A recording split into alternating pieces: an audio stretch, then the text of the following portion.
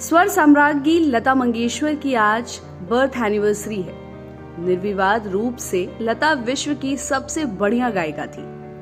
उन्हें स्वर कोकिला जैसे तमाम बड़े बड़े उपनामों से भी जाना जाता रहा है। लेकिन बहुत कम लोगों को पता होगा कि जहां लता जी के चाहने वालों की संख्या करोड़ों में थी, वहीं उनके कुछ दुश्मन भी थे।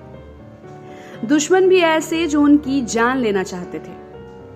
ये सुनकर हमारे दर्शकों को भले ही आश्चर्य हो रहा होगा, लेकिन ये 100% सही है।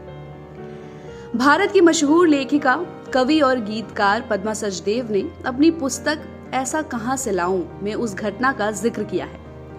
पद्मश्री लेखिका सचदेव ने अपनी पुस्तक में बताया है कि किस तरह उन्हें स्लो पॉइजन दिया गया था।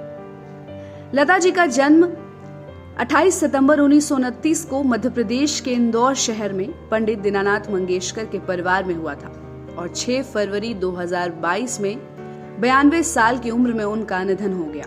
लता मंगेशकर ने साल 1942 में फिल्म पहली मंगला गौर से अपने सिंगिंग करियर की शुरुआत की थी और उस वक्त सिर्फ 13 साल की थी। वो बेहद कम उम्र में ही उन्हें पहचान मिल गई थी और जब वो 33 साल की हुई तो उनकी जान लेने की कोशिश की गई थी।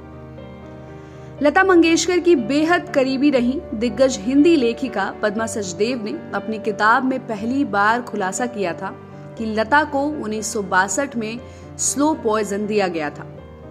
अपनी किताब ऐसा कहां से लाऊं में पद्मा सचदेव ने लिखा कि लता जी ने मुझे ये बताया। उन्होंने मुझे बताया कि वो 1962 में 33 साल की थी। एक दिन सुबह सुबह उनके पेट में तेज दर्द हुआ और उन्होंने 2-3 बार हरे रंग की उल्टी की। उन्होंने कहा कि वो अपने हाथ पैर हिलाने की स्थिति में नहीं थी और उनके पूरे शरीर में दर्द हो रहा था।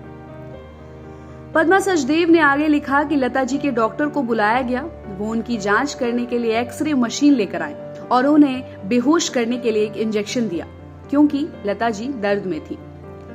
3 दिनों तक लता जी मौत से जूझती रही और 10 दिनों के बाद वो ठीक होने लगी। डॉक्टर ने उन्हें बताया कि किसी ने उन्हें स्लो पॉइजन दिया है। पद्मा ने किताब में हैरान कर देने वाली बात लिखी है। जब लता मंगेशकर की तबीयत बिगड़ी तो उनके घर में खाना बनाने वाला कुक अचानक गायब हो गया।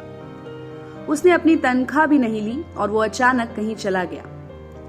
बताया गया कि वो कुक लता मंगेशकर से पहले अन्य फिल्म स्टार्स के घर पर काम भी कर चुका था।